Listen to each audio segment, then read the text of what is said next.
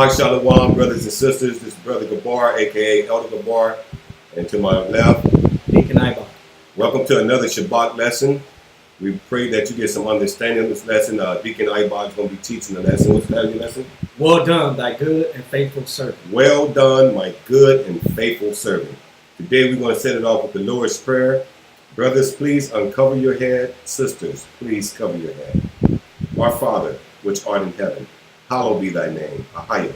Thy kingdom come, thy will be done, on earth as it is in heaven. Give us this day our daily bread, and forgive us our debts as we forgive our debtors. And lead us not into temptation, but deliver us from evil. For thy is the kingdom, and the power, and the glory, forever. So be it. So be it. All right, let's get started. All right, Israel, Shabbat Shalom. I want to thank the Most High for allowing us to see another day. Today's lesson we're going into is titled, Well Done, Thy Good and Faithful Servant. And I'm going to be covering the purpose of your gifts. Sitting on your gifts will take you to hell. I'm going to cover that, okay? Because if you don't get out there and exercise your gifts, you won't hear that well done and good and faithful servant. And then we're going to cover today also how to use our gifts. All right, that's what we're going to go into. And we're going to go into our foundational scripture. We're going into the book of Matthew, chapter 25. We're going to get verses 14 through 30. Matthew chapter 25, verse 14 through 30 reads, For the kingdom of heaven is as a man traveling into a far country, who called his own servants and delivered unto them his goods. Now, what this is talking about is a parable that YASHAYA is giving. So as we go into it, you're going to hear it talk about talents, which means money. And once again, this is like a parable, which is like an analogy that Christ has given us, so we can have understanding that talents means money, but as a parable, we look at it as gifts. Exactly. Again, Matthew 25 and 14. For the kingdom of heaven is as a man traveling to a far country, who called his own servants and delivered unto them his goods. Mm-hmm. And unto one he gave 5 talents. So you hear that? You have one that received 5 talents. Go ahead. And to another 2. 2. And to another 1. Mm-hmm. To every man according to his servant ability. So what they're speaking of, everyone was dealt those gifts or those talents. Okay? So you don't get caught up into one that has 5, that you see, man, they're really excelling in their gifts. Ooh, they're multitasked with gifts. And you're like, man, all I can do is this. You don't worry about that, because we're going to look at it that every man is God is like giving them, you focus in on your 5, you multiply that, whether it's 2, 3, 4, you work on that. Even if it's 1, you just bring back that 1. If you only want to know one precept, you know, if you only know one so-called understanding or breakdown, you deal with that. That's what the Most High entrusted with you. Mm-hmm. You got a lot of brothers out there that knows a lot of precepts, right? Multiple breakdowns or up downs or whatever you want to classify that. Mm-hmm. Whatever the Most High giving you at that time, you deal with that. Don't say, well, I don't know, like Elder Gabar or right. Elder Deacon or Ibad. I don't know that many scriptures. Right. You know what I'm saying? Well, if you trust in another, you be trusting in Allah. Right. And he's gonna bring that scripture out. And that's why it's called, to every man according to his several ability. Mm-hmm. So God is going to deal with you on the level that you're on, or the gifts that he blessed you with. So relax, do what you are called to do. Go ahead. And straightway took his journey. Now, that straightway took his journey, meaning, in our case, it's throughout life. Okay? As whether it's 70 years, 50 years on this earth, 100 years, throughout your life, you're going to have multiple gifts, or even that one gift that God's going to give you. And the master took his journey, meaning it's an example of Christ. Mm-hmm. And straightway Christ left the disciples. He gave the disciples multiple talents. Mm-hmm. Like he gave Peter more than he gave Matthew. He gave Paul more than he gave Peter, and so on and so forth. Mm-hmm. And right after that, before Paul, Christ ascended up into the heavens. He took his journey. Right. But he's coming back to see what you have done with your talent. Yeah. He said, I'm going to read it from the top again. Mm-hmm. For the kingdom of heaven is as a man traveling unto a far country, who called his own servants and delivered unto them his goods. Mm-hmm. And unto one he gave 5 talents, and to another 2, and to another 1. To every man according to his several ability. and straightway took his journey. Then he that had received 5 talents went and traded with the same, and made them other 5 talents. So this person had the 5, and they went out exercising the gifts that servant had.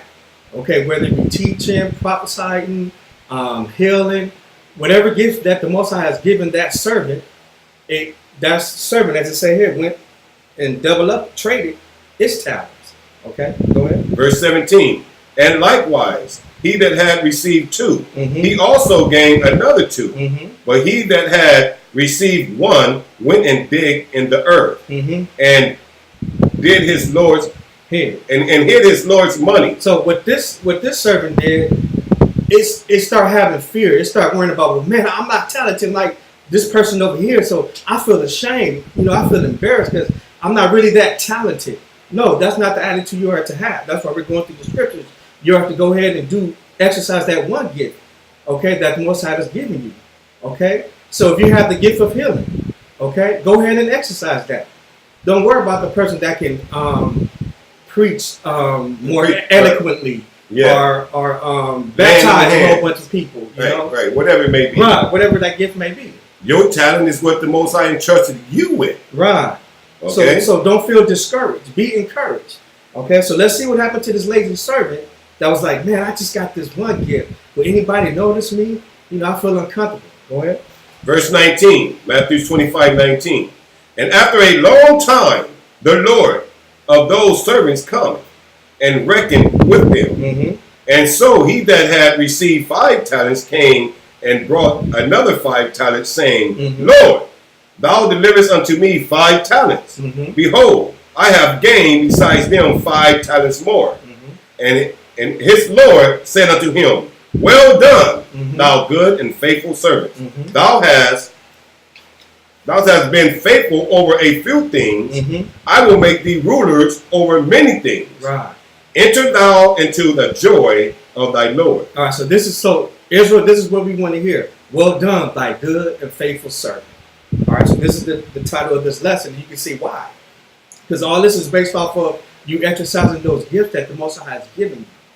And this is what we want to hear on that day of judgment, because this is a parable. And it's saying when Christ comes, what are you going to have to say to Christ on what he has given you? What he entrusted you with. Right. Exactly. Entrusted you with. All right. If it's just a little, right. This is 3, 5, or 1 talent. What have you done? Verse 22, Matthew 24, 25, and 22. He also that had received 2 talents came and said, Lord, thou deliverest unto me 2 talents. Behold, I have gained 2 other talents besides them.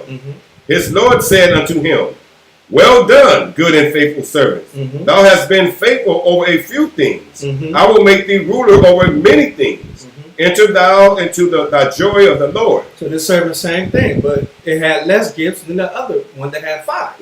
Nevertheless, that servant heard the same thing. Exactly. Well done, thy good and faithful servant. So be encouraged, Israel, even if you have 1 gift that the Most High has blessed you with. The scripture says, and we just read it, I have given you rule over many things. Okay, few things. Now you will rule over many things. Okay, so if you have 1 and you're entrusted with that 1, the Most High is going to bless you with more.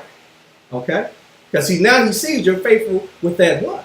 He'll bring more gifts into you. He ain't gonna put too much on you that you cannot bear. He's gonna give you what you need at that time. Verse 20, Matthew 25:24. Then he which had received the 1 talent came and said, Lord, I know thee that thou art a hard man, reaping where thou hast not sown, and gather where thou hast not strawed. Now this servant is making excuses, okay? Because it was given 1, and it's saying, Lord, I thought you was gonna be a hard taskmaster. And I know you, right? I know you. You don't reap where you can't get nothing back. That's the modern day people saying what? I know God hard. I know what God. No, you don't know the Most High heart. Right. His thoughts, not thoughts, is different. Verse 25. And I was afraid and went and hid thy talent in the earth. Lo, there thou hast that is thine. The Lord answered and said unto him, Thou wicked and slothful servant, Thou knowest that I reap where I sow not, and gather where I have not sown. Thou oughtest therefore to have put my money to the exchange. Now, those exchangers, because once again, that talent means money. So that word exchangers means money dealers. Okay, you look that word up, it talks about money dealers. Go ahead. And then at my coming, I should have received my own with usury. That usury, that's speaking of interest. So the Most High was like, well, look, I could have just gave it to the money exchangers. I would have gained interest on it. But I gave it to you with that one talent. So the Most High was like, you wicked and slothful servant.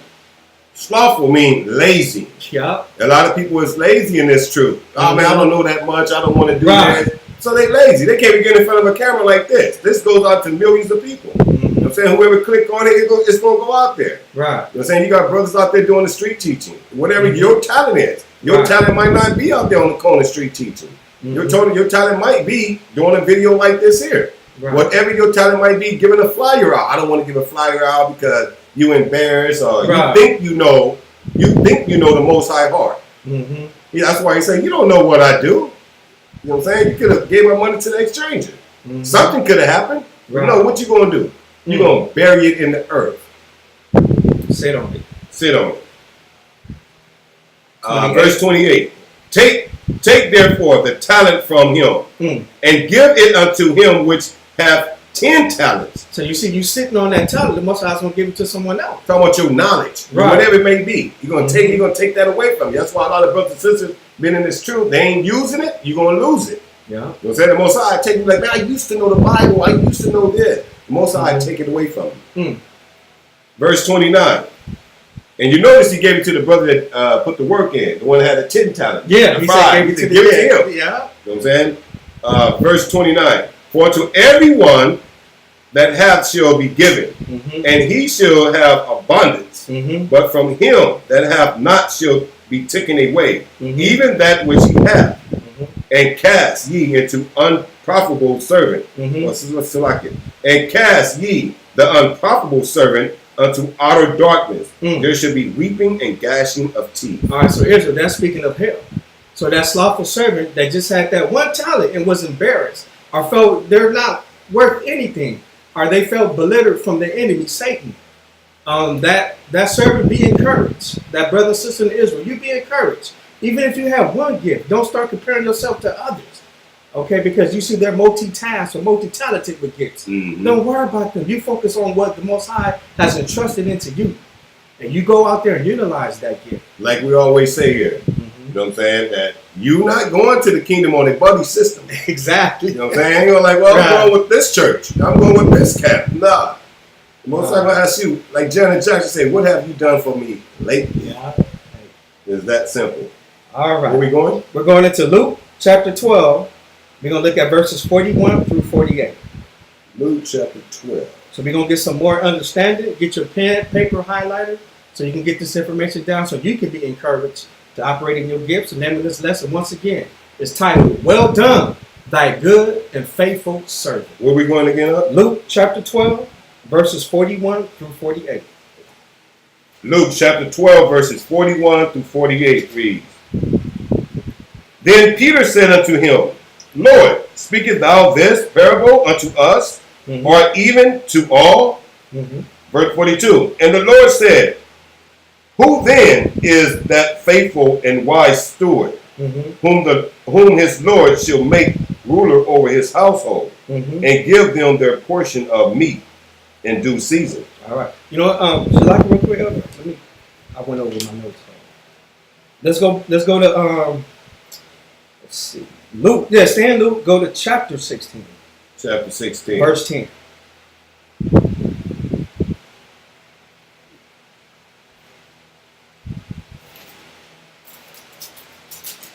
and 10 reads, He that is faithful in that which is least is faithful also in much. And he that is unjust in the least is unjust also in much. So you see, the Most High is testing us, all of us, on the gifts that we're given. So that the Most High sees that you're entrusted with the 2 or with the 1. And as you begin to do well with that, the Most High is going to bless you with more gifts later on. Because now the Most High sees that you're trusted in this. Okay, He'll send more people into your congregation, whether it may be, so or give you certain things so you can operate. So the Most High is looking at your faithfulness. Okay, even if it's just 5, students, the Most High is going to look at, okay, this person is faithful with 5. I'm going to bless him with this. The thing is, focus on what you have.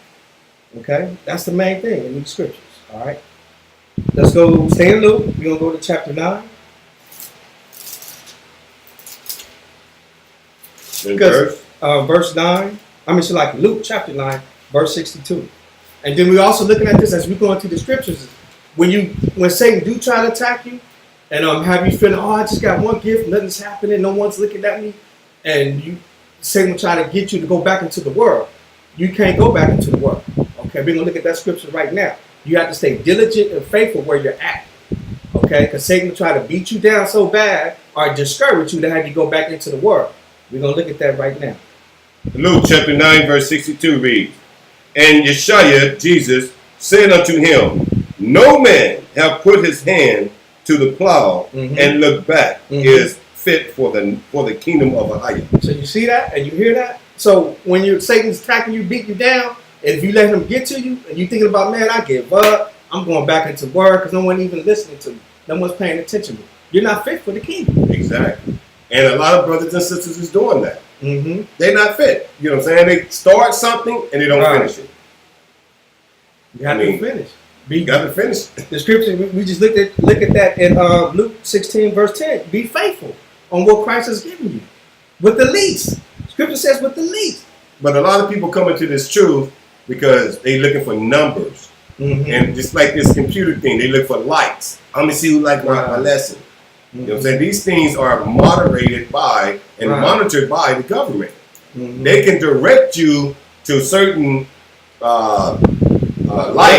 websites just because, oh, look at that. He got like 10,000 hits. You know what I'm saying? So everybody is looking at that. So you go and check in. Right. So they ain't going to direct you towards what the truth is. Believe me, the world is given to the hand of the wicked. He directs everything. He can put what he want to put. He can take stuff away from you. You know, he can put 1,000 people can be watching, 1,000,000 people can be watching your video. But he's the one that's controlling the likes and so on and so forth. So a lot of people get discouraged because Israel always looking for a sign. They're looking for people. Oh, I want to go with the group of people. Got the likes. It's like when I was in the world. When I was in the world, I used to be on a motorcycle set. Brothers, it could be a club. I mean, people is like this, elbow to elbow. Everybody want to go there, and down the road, it's gonna be a club where you got room, you can walk around. Nobody want to go there. Nobody want to go there. Everybody want to be part of the crowd, so to say. Well, you stand out. So that's why, and then when they see the crowd disperse, you left out there alone by yourself. It's what the scripture talking about in Luke 9:62. You know what I'm saying? You used to do the word. Now that your school broke up, you found some slander with your elder or your preacher, then you leave the whole truth. You throw the baby out with the bathwater, so to say. Let me read that again. Luke 9:62. And Jesus said unto him, No man have put his hand to the plow and looked back is fit for the kingdom of God. And you can also look at this with Lazarus' wife, and Sodom and Gomorrah. Not Lazarus, Lot. So Lot's wife. You know, and when the angel was destroying Sodom and Gomorrah, the Most High told them, don't look back. She would turn into a pillar of salt. And that's what happened. She looked back into the world. Like, man, I missed that. I missed that. I had no problem with the homosexuality, the way they was living. I wasn't living like that. It's like the script say. What do you say? You know, if you even approve of that lifestyle, you just as guilty as the person that doing it. I think it's in the book of Revelations. So Israel, stay encouraged and don't give up. Okay? Because in this walk, it's not peaches and cream. You can't go by emotions. Okay? You gotta stay in the spirit and operate in faith. All right. Let's stay in Luke. We go into chapter 14. We're gonna get verses 28 and 30. Luke chapter 14, verses 28 through 30? Yes. Luke chapter 28. Luke 14. Luke 14, chapter 28 through 30. For which of you intended to build a tower, sit it not down first, and count the cost? Now, what it's speaking of, whatever you start, you got to say to yourself, I'm here for Christ, I'm going to finish this. And if you can, on your time, you can read Philippians 1:6. Because remember, whatever Christ started, he's going to finish it. Okay, all the way until the end. Whatever your life is, your lifespan, Christ is always going to be with you. All right, go ahead. Verse 28 again. For which of you intended to build a tower, sit it not down first, and count the cost, whether he have significant to finish it. Yeah. Verse 29. Least happily, after he hath laid the foundation, and is not able to finish it, all that behold it began to mock him, saying, this man began to build and was not able to finish. All right, so when Christ woke you up in this truth, finish it. Okay, whether it's 2 years, 3 years, and you let the enemy discourage you, don't give up. You got to finish this. Okay, just like when the Most High woke me up, 3-4 years ago, I had to finish this to the day I died. Okay, I'm gonna have tribulations, I'm gonna have lower stakes in my life, but I know as I'm reading these scriptures, because this is encouraging me now to continue on. Okay, Right. So it's not a easy walk. Right. It's not an easy walk at all. Your family gonna come against you. Right. Your job, your wife, everybody. They're gonna try to put you up on a pedestal and wait for you to fall. Just like the scripture just said. I'm gonna read it again, start at 29. Least, I'm gonna read 28. For which of you intended to build a tower, sit it not down first, and counted the cost, whether he have significant enough to finish it.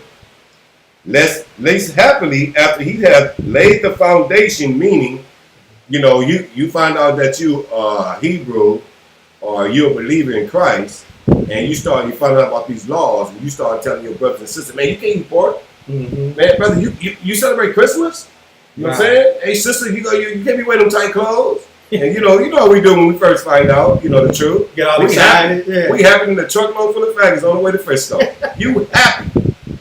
You're saying you happy that you want to tell the world. So the people is watching you. Your family members is watching you. They say, least happily, after he has laid the foundation and is not able to finish it, all that behold, it began to mock him. Now the people that you was telling that, because you didn't finish the race, this is where they be like, hey, bro, I thought you, what you doing here on Friday night? Yeah. Well, I thought you under the Shabbat, the Sabbath.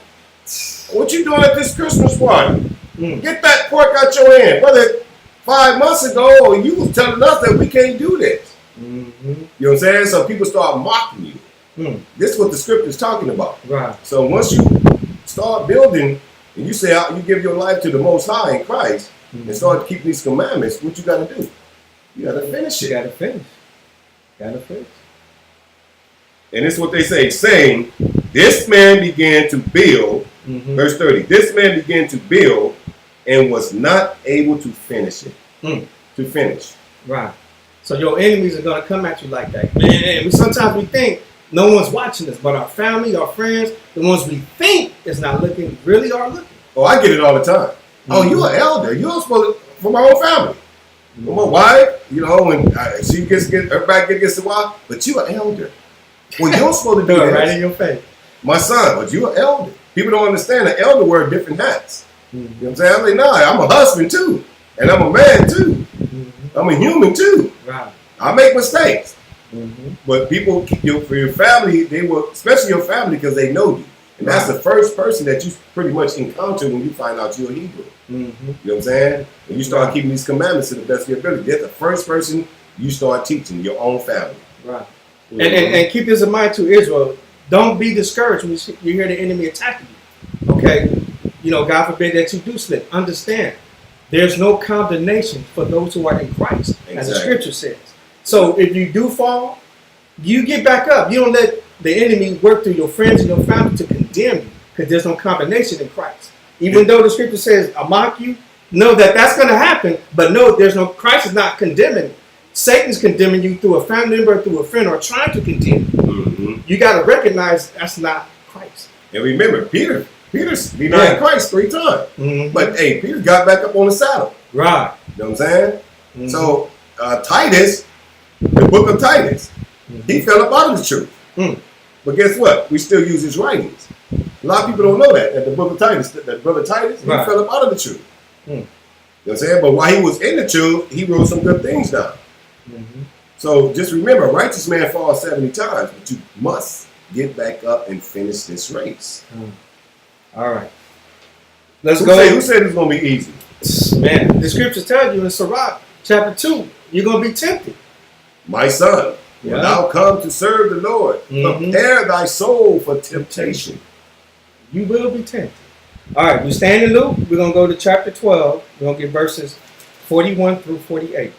Luke chapter 12 verses 41 reads, Then Peter said unto him, Lord, speakest thou this parable unto us, or even to all? And the Lord said, Who then is that faithful and wise steward, whom his Lord shall make ruler over his household, to give them their portion of meat in due season? So you see, the Most High in Christ is looking at us, okay? Who's faithful in the little that I'm giving them? Who I'm going to make ruler over the many? Christ is looking at them. Go ahead. Verse 43, Blessed is that servant, whom his Lord, when he cometh, shall find so doing. So this is what, how you always say, elder, stay ready, not to get ready. If you stay ready, you got to get ready. So you stay, you keeping the law, statutes, and commandments, and living for Christ. This is you're ready for YASHAYA to come. Like the Bible says, if you look back, you ain't fit for the kingdom. You're not fit. You know what? This Sabbath I'm going out. Well, I've been doing, your family, especially your family, they be like, you know what? Thank God I ain't got that in my family. But most of your enemies are of your family, your own household. You know what? And then you start thinking, man, I work every day. You know what I'm saying? I've been doing the Sabbath for a year straight. Man, the Lord know, man, I'm going to go out this Sabbath. It's my cousin's birthday party. You know what I'm saying? He knows my heart. You know what I'm saying? That's why the scripture say what? Blessed, verse 43, Blessed is that servant whom his Lord, when he cometh, shall find doing so. Doing what? Still doing this work. Still doing the commandments.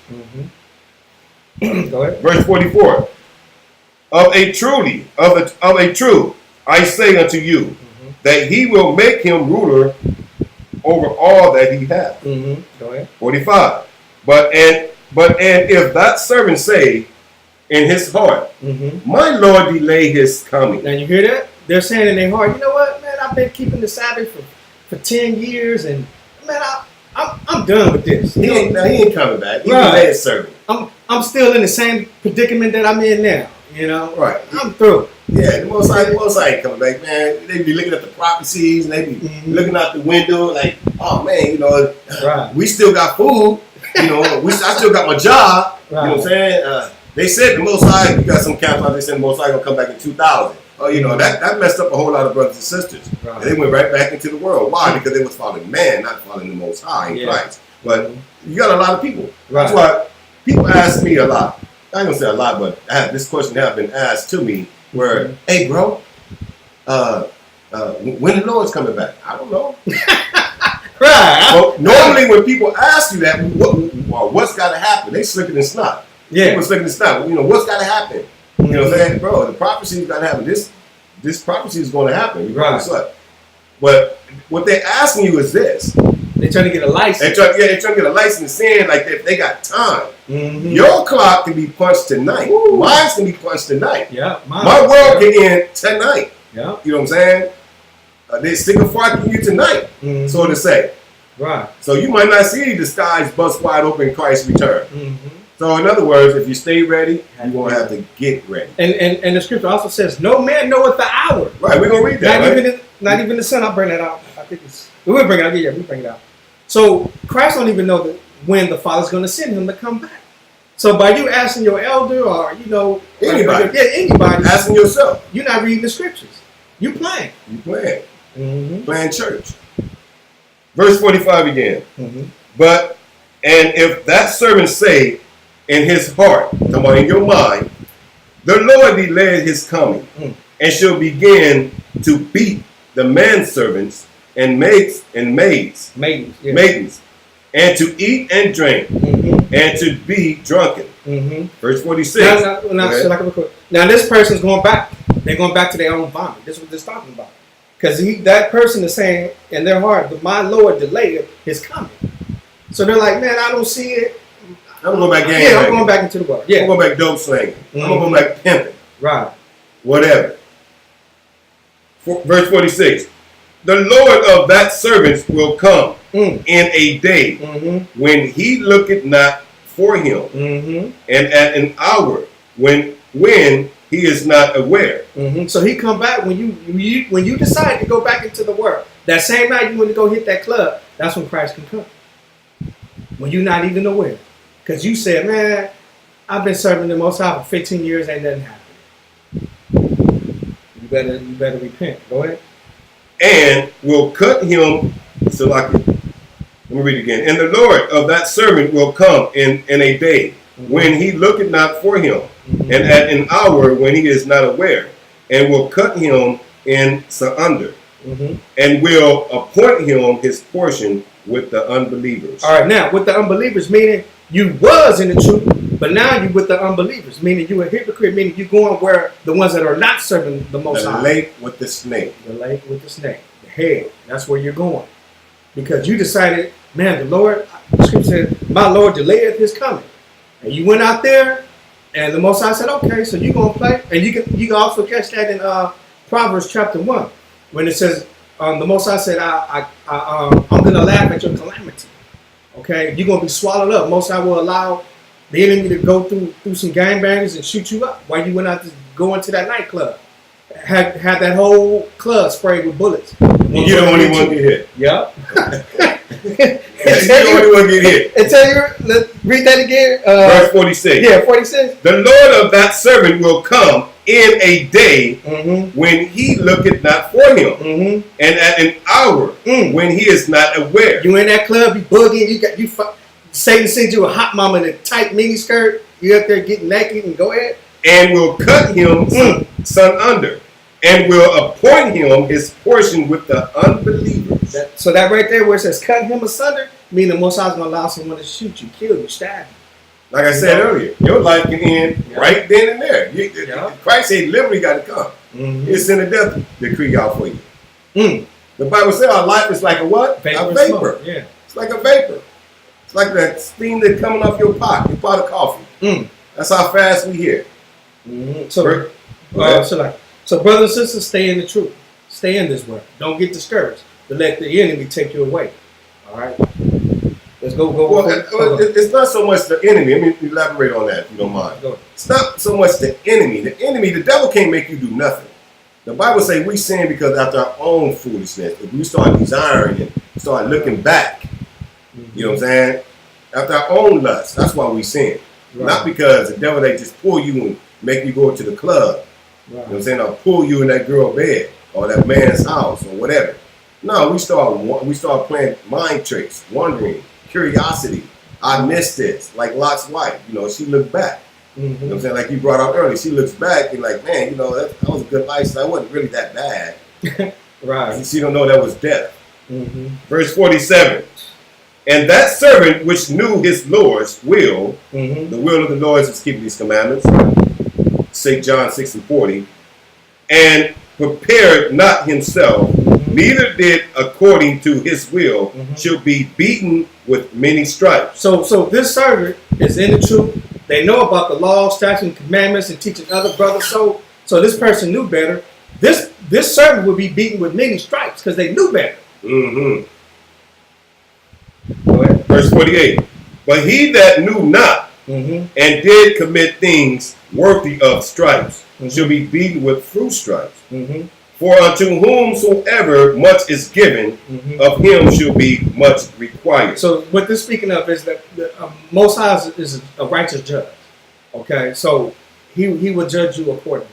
Okay, so that person that didn't know about a certain sin, the Most High would give them grace or mercy, however the Most High does, because he's the judge. They will, as the scripture said, would be beaten with few stripes. I don't know how that punishment is going to be delivered out, but AHAYAH is righteous in his judgments. And for me to elaborate on this, you know, it's like me, the people that's watching this video, and this brother right here. You know what I'm saying? Like the scripture say, more that you know, more, we're gonna bring that out. I think we brought it out. Yeah. You're more accountable. Mm-hmm. You know what I'm saying? It's like you know to do right and you still doing wrong. Come on, the punishment got to be, the law call them priors. It's called priors. You know what I'm saying? You're a burglar. The first time they give you 3 years. I'll give you probation. The second time they give you 3 years. And the same crime. The third time now they're giving you life. And you be like, well, Gabar did the same. Well, that was his first time. You know what I'm saying? So that's what man get it from. You keep prying. The Most High say he will not be mocked. So a brother that know to do right, or a sister that know to do right, and they still doing wrong, Most High say you can get whooped with many stripes because you knew better. Right. And a person that really don't know all the laws, and they get taken out, they can get a couple of stripes. Because the Most High say do what? He chastised the ones he loved. Right. Now the person that he loved is the person that's going to keep the commandments. Mm-hmm. Now you already know the commandments, and you willfully sinning, that's on you. Right. Verse 48 again. But he that knew not and did commit things worthy of stripes should be beaten with few stripes. For unto whomsoever much is given, of him shall be much required. And to whom men have committed much, of him they will ask the more. Right. So my brothers and sisters, stay focused and stay in his word, okay? Let's bring out Hebrews chapter 10 real quick. And what I want to bring out with Hebrews chapter 10 is we need to fellowship with each other, one another, okay? So whatever era you in, whatever the Most High has put you, and you're in the truth now, he's always going to put elders around you, or teachers around you to help you with his word. Okay, whether it's a brother or a sister, it might be 10 miles away. It might be 20 miles away. You make forth that effort, okay, because the scripture clearly states that we need to fellowship with one another. Even if it's just two brothers. Right. You know what I'm saying? That's what the Bible says, it's a holy convocation. In other words, convocation, look the word up. It's fellowship. Right. So with this fellowship, we're going to look at the scriptures. It's going to help you utilize these gifts. It's going to keep you each other accountable. And this is the purpose of this. Iron sharpen iron, right. so to say. Let me say this before we read this. Mm-hmm. You got a lot of brothers and sisters out there saying, I don't need to be in no camp. I don't need to be around them. I'm gonna get mine on my own. Right. I got my YouTube right here. Mm-hmm. You know what I'm saying? I got my Bible. Right. And I got a BA, and I'm gonna read it. No, you're going against the script. Right. Going against the script. It's a reason the Most High say to do what we're about to read. Because iron sharpen iron. Right. Because when something fall, YouTube, I can't encourage you on YouTube and give you words of encouragement that it's gonna be all right. Or I stop you. But when you fellowship, I hold this brother accountable, he hold me accountable. Right. That's what it's about. And brothers and sisters out there hold me accountable. That's what it's about. Right. Hebrews 10 and 25. Not forsaking the assembly of ourselves together, as the manner of some is, but exhort one another. Right. And so much more as ye see the day approaching. So you see right there, the scripture's telling us to fellowship with each other. Wow. Don't forsake each other. So we can exalt each other. Exalt each other. Uplift each other. That's what exalt means. Right. You uplifting each other, brother, it's going to be all right. You know what I'm saying? It's going to be all right. This brother came to the house today, he was like, man, elder man, Right. I real quick, I didn't feel like, wanted to bring the word because Satan was trying to beat me down, But I think the Most High for elder, Most High was able to speak to him to encourage me and to bring clarity into the situation. Yeah, the situation that I was dealing with. You know what I'm saying? And that's what brothers is for. Now, I could have sat there and, oh, brother, it's their fault. Yeah, brother, and just broke out the violin. Nah, I shoot straight from the hip, on and off camera. Anybody know me? Nah, brother, this is what's going on. Right. You know what I'm saying? So this is what brothers and sisters are supposed to do. But how can that happen if you decide in your head, I'm solo. I'm solo bolo. The devil loves you. He wants you alone. Yeah. He wants you alone. It's like I always use the example. It's like that lion out there. He looking, the lions, they plot. One lion, if a lion hunting by himself because he got kicked out the pack. But most lions and lioness, they plot. Oh, look at that one. They know they're not going to run up on a bunch of buffalo. They hungry. Right. And the buffalo's a lot stronger, and there's a pack of them. Mm-hmm. So what's that like? Yeah. They kick back, and there's that one buffalo don't want to be with the crowd. Right. You know what I'm saying? Strict in numbers. Don't want to be with the crowd, and he'd go over and graze over here by himself. So what they do? That one, he's by himself. They attack it. Now, by the time he knows his comfort in the crowd, his protection. Right. Now, one buffalo trying to make the crowd ain't gone. It's in the wind. Yeah, in the wind. Lions see good that night. Yeah. So to say this, why we bring this out is Christ did not give no one license to make you a lone ranger. Exactly. To be by yourself. Okay? Because he knows what's out there. Christ sent us in twos, by twos, as disciples were to go out. Okay? So that's why it's important for us to fellowship. So we can encourage each other to finish the race. And we can hear on that day when we give up the ghost, well done, thy good and faithful servant. Like the scripture say. The Bible say the devil is like a what? Wrong line. Looking to see who he can what? Devour. He's looking for that one person out there. Because you're going to go through something. You think it's, I ain't dealing with them counts and, because of this and this and that. Brothers and sisters, what y'all fail to understand is this. Christ had a count. It was 12 brothers rolling with it. Yeah. And those 12 brothers, guess what it was envy. It was jealousy. Because they all wanted to be up under Christ. Right. They was fighting for position. Fighting for position. Okay. Even had one brother betrayed Christ, Judas. One brother denied him. One brother didn't believe that he was risen from the dead. You know what I'm saying? So it's going to always be that. The disciples didn't get along. You know what I'm saying? That's why he said, you know what? Ibad and Gabar, they rolled together, this and that. They going to put me with somebody I had confrontation with. Nah, we can't let them two roll together. They always fight among each other. So he paired them off. So it's always going to be confrontation, brothers and sisters. But Christ never said, you know what? You niggas, we can't have no count. You stay over there, Peter, by yourself. No, he sent them out 2 by 2 to back each other up. Right. Because he knows the devil's out there like a roaring lion, looking to see who he can devour. Right. So, brothers and sisters, you got to remember that. But if that's what you want to do, continue to do that.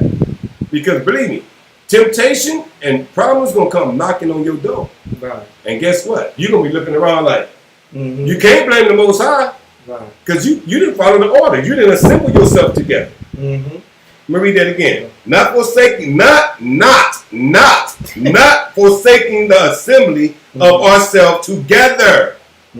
Together. Ourselves together. As the manner of some is. Because the Most High put this in here because he knows it's going to be them solo Hebrews. Yeah. I don't need, man, I'm doing on my own. Yeah. He knew that. He say, as the manner of some is, but exalting one another. This is why we got to come together to exalt one another. Right. And so much more, even more now, because the prophecies is coming to pass. And the devil knows his time is short. As you see the day approaching. What day? Judgment day. Tribulation day. Jacob's trouble day. This is why the Most High put this in the book. Yeah. And guess what? There's no excuse. No excuse. We got these things called, see your phone right there? Telephones. iPads. Yeah. Computers. Communication. We got communication. That's why we can read in the book of Matthew. And let me grab that real quick if you don't mind. Yeah. Let me grab it. This is why the Bible said this here. Bear with me. Matthew chapter 24 and verses 14. This is why the Most High put this in here. And this gospel of the kingdom shall be preached in all the world for a witness unto all nations, then shall the end come. That's why he put that in the book. How is this gospel going to be preached? Through the telephone, through the World Wide Web. Yeah. So you have no excuse not to assemble yourself together if you're too far away. Right. You know what I'm saying? Because the key word, the reason you're assembling yourself together is for what? To exalt one another. You know what I'm saying? To encourage one another. Right. This is why we assemble ourselves together. No matter if it's by computer, by telephone, but don't have that attitude. But if you can get bodies, you stay a mile away, come together in physical. I understand if you stay far away. You know what? Call the brother up. Call the sister up. But don't think you that long, what you call it? Lone Ranger. Lone Ranger Hebrew. Right. Yeah, I can do it on my own. Right. You know, I know enough. I know the Bible. I know all the precepts. No. And what I see the enemy also doing is demonizing the word camp. Yeah. You know, so you won't fellowship, like Elder bringing out. YASHAYA and the 12 disciples, that's like your modern day. It was a camp. We just use it in modern day terms. Camp. Yeah. You know? It's a church. Yeah, fellowship. You know what I'm saying? But brothers and sisters, y'all got to get on it, bro. Where we going? Are we going back to Matthew 24? We're going to get verses 45 through 51. And we're bringing all these precepts to help you encourage your gifts. Because your gifts, if you don't use them, you're not going to hear on the day of judgment, well done, thy good and faithful servant. Because you didn't utilize those gifts and talents that the Most High has blessed you with, installed into you. And the Most High put this in the book, man, for instruction. Right. We can't blame nobody after this, brothers and sisters. He put this in the book for instruction that we got to follow his instruction. When we don't follow instructions, we can't point the finger at the Most High and say, he let me down. No, you didn't follow instructions. Right. It say unleaded only, and you put diesel in it. You can't bring your car back to the dealer talking about it's a lemon. No, you didn't follow the instructions. They tell you a PSI, pressure of your tire, 32, and you put 45 in it. And you wonder why your tire blew up.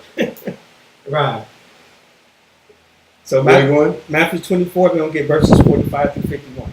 Matthew chapter 24, verses 45.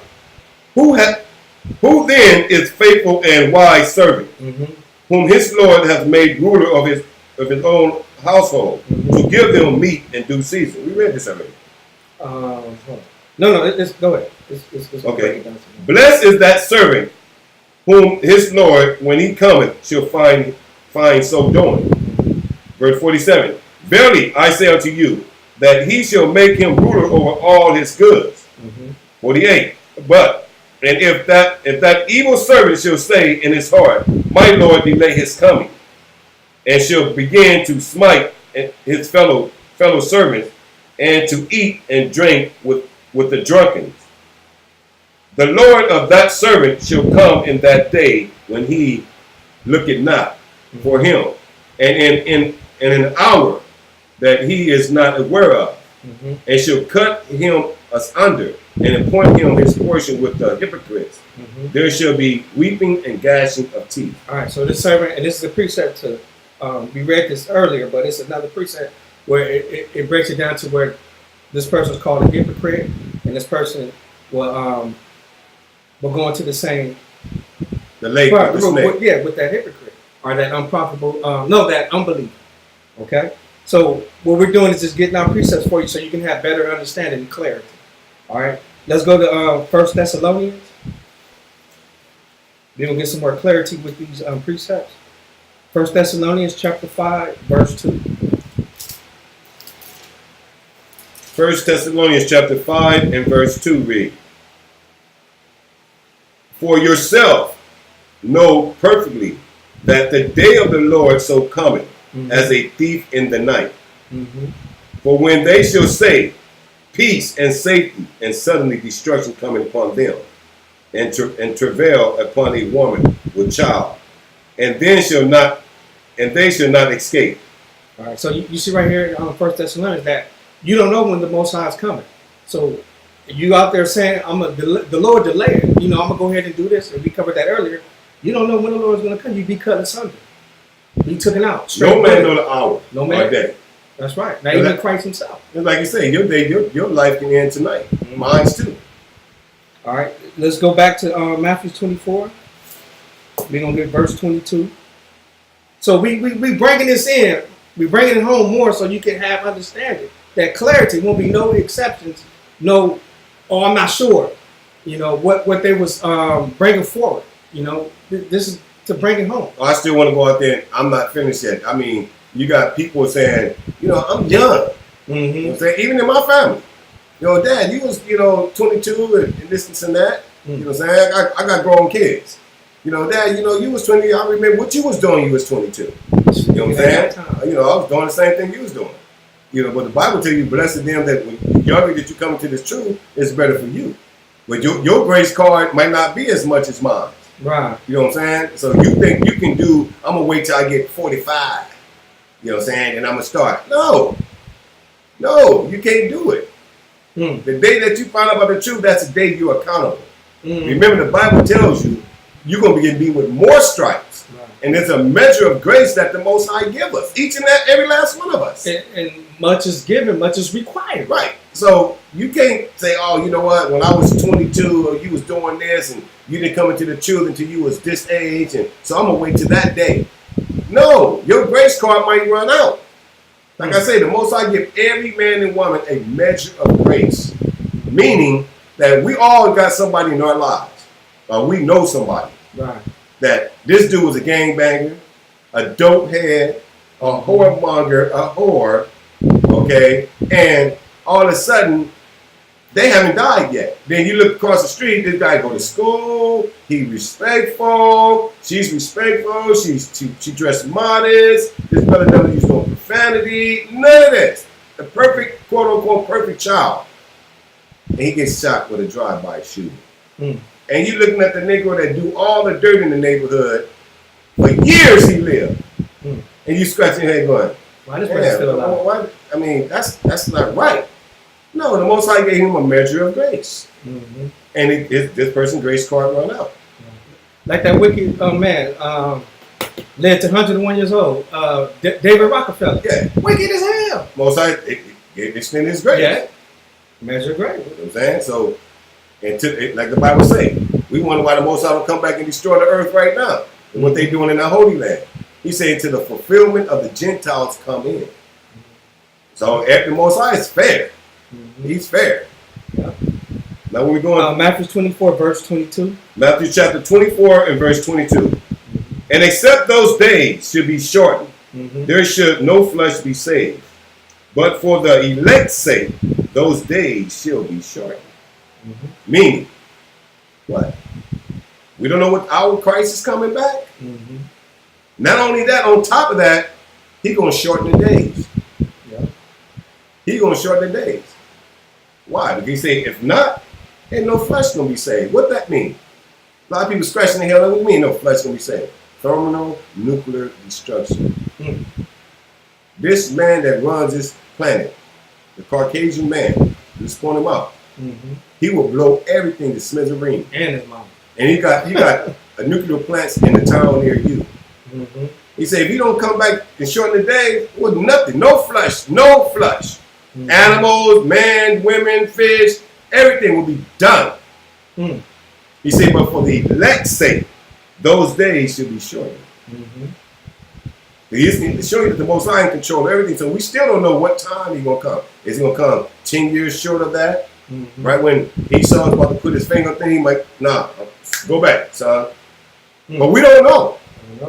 We don't know that hour or that day. But we know this, according to the script, those days going to be shortened. So don't be looking up the curtain talking about, yeah, I got time. I got time. Right. Nah, time is not on your side, as the song says. And another thing I want to bring out, brothers and sisters, fellowship, like we brought up, as the scripture brought up. Fellowship is very important. Only if it's just two of y'all. Fellowship. Encourage each other to do the right thing. Go ahead. All right. So let's go to, you can read this on your own. Luke chapter 16, verses 1 through 13.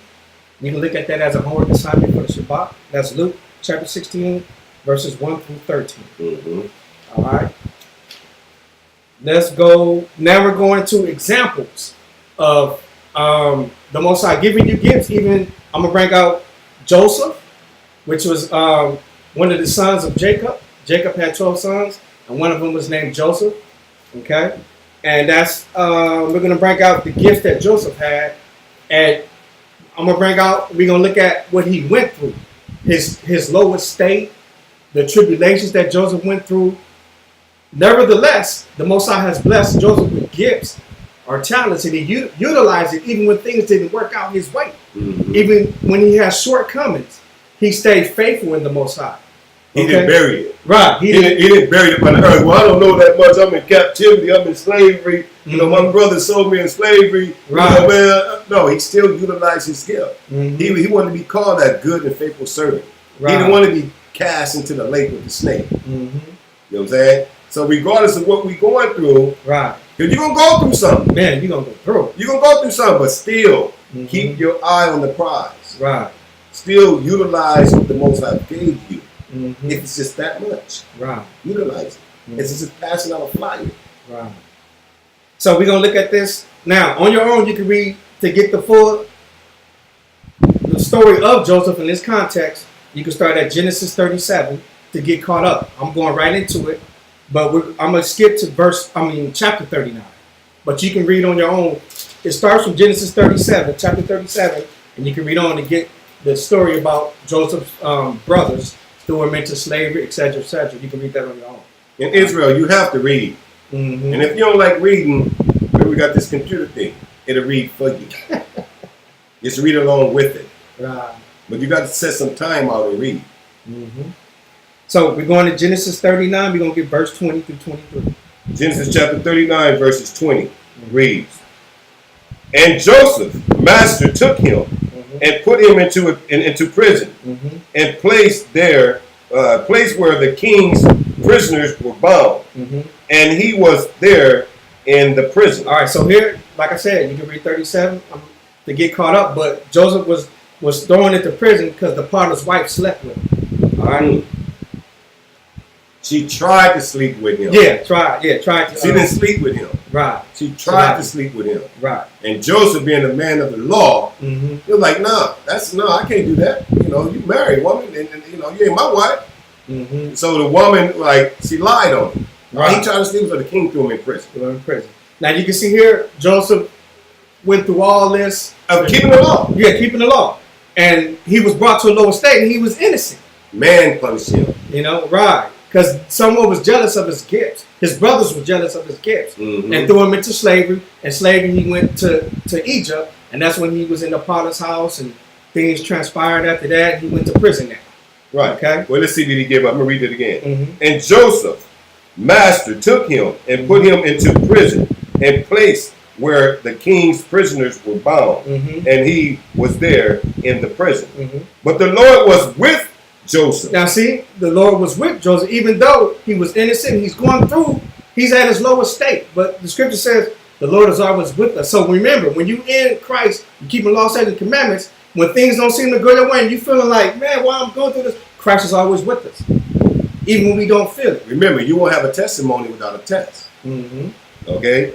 But the Lord was with Joseph and showed him mercy and gave him favor in the sight of the keepers of the prison. Now you see Joseph, you see right here, the gifts of Joseph. The scripture says, whatever your foot shall tread upon will be prosperous. Okay, whatever us in the Most High go, everything's going to prosper. He will make your enemies your friends. As long as you do what he say do. Yeah. Trust in a little, you'll be trusted in a lot. Verse 22. And the keepers of the prison committed to Joseph's hand all the prisoners that were in the prison. And whatsoever they did there, he was the doer. So like he was a doer of it. All right, so you see the Most High is blessing Joseph. The Most High is, the gifts that the Most High put in Joseph is come to flourish. He's prospering with those gifts. He was a trustee in the prison. Anybody that's been to prison, they know what I'm talking about, a county jail. You know, he wasn't just locked up, no. Joseph was running the prison. Go ahead. Verse 23. The keepers of the prison looked not to anything that was under his hand, because the Lord was with him, and that which he did, the Lord made it to prosper. Look at this. So you see right here in these scriptures, I'm bringing this out so that you can see, even if you're in a lower state and you keep your mind and focus in the Most High, you're going to prosper. You just got to stay. Now Joseph had every right to just give up in prison. Like, man, I've been keeping these laws, statutes, commandments, and the Most High allowed this to happen to me, man. Now I'm going to be in prison with these thugs. Even our Lord and Savior YASHAYA he could have did the same thing. On these sides with people that's criminals. When the criminals say, man, we deserve this. this man right here do not deserve to be upon this cross. But Christ still said, Father, forgive them, for they know not what they do. Joseph could have had that same attitude, like, you know what, man, I ain't with that Bible stuff, man. You know what? I just should have slept with the woman, man. I should have kept my mouth shut with my brothers, man. You know, I could have been with my mom and my daddy in the land and just chilling. No. Joseph still did what the Most High say do. He didn't bury his talent in the earth. He didn't count the Most High money. He's like, nah, this is what the Most High gave me. This is what I'm going to deal with. This is the attitude we must have. And no one said it's going to be easy. No one said it's going to be easy. It's that simple, brothers and sisters. We got to really understand who we're working for and what prize that we got awaiting for us. The Bible says it haven't even entered into our minds what the Most High got planned for. You think He's just going to give it to you like that? Right. You in and out, you know, how to hot or cold, you know, you just give up at the end.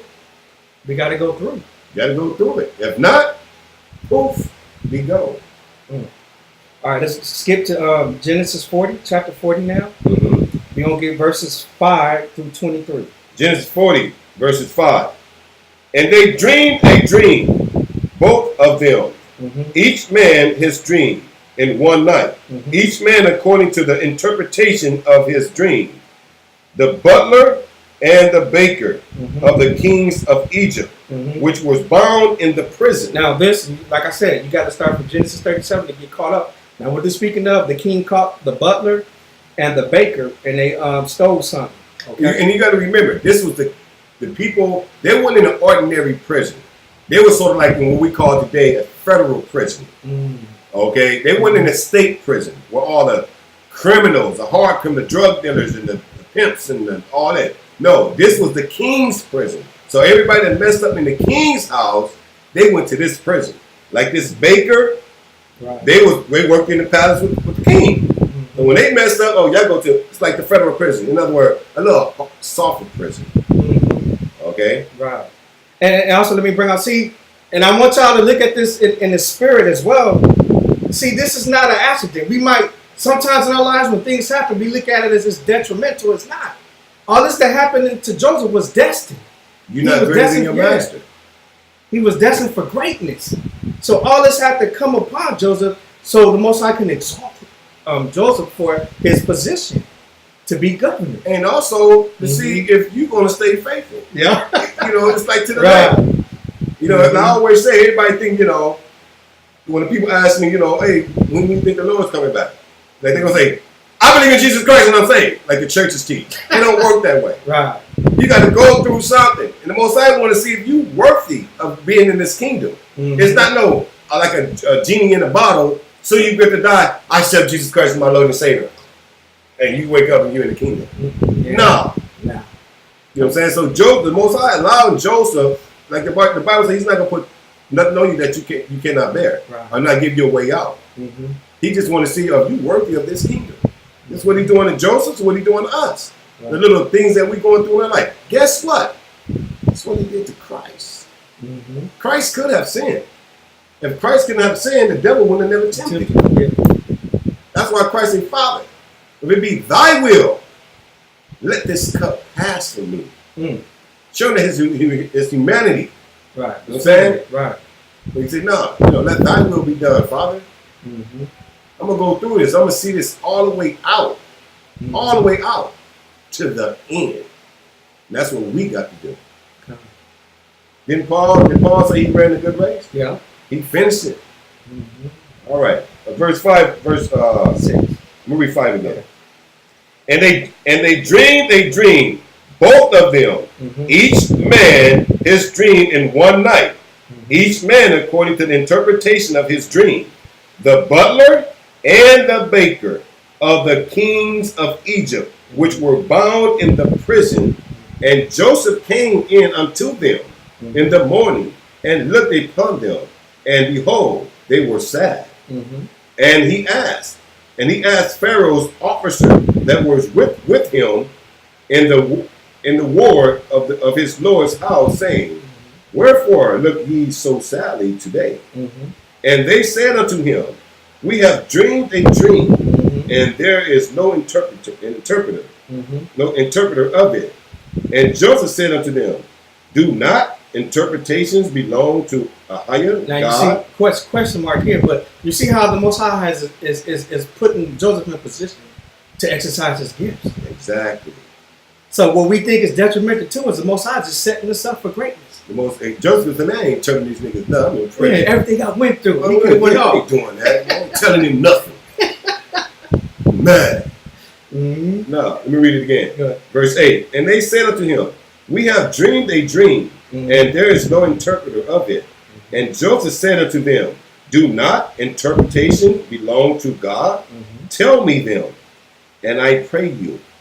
And the chief butler told his dream to Joseph, and said to him, in my dream, behold, a vine were before me. Verse 10. And in the vine were 3 branches, and it was as though it budded, and her blossom shot forth, and the cutlass thereof brought forth ripe grapes. And the Pharaoh's cup was in my hand, and I took the grapes and pressed them into Pharaoh's cup, and I gave the cup into Pharaoh's hand.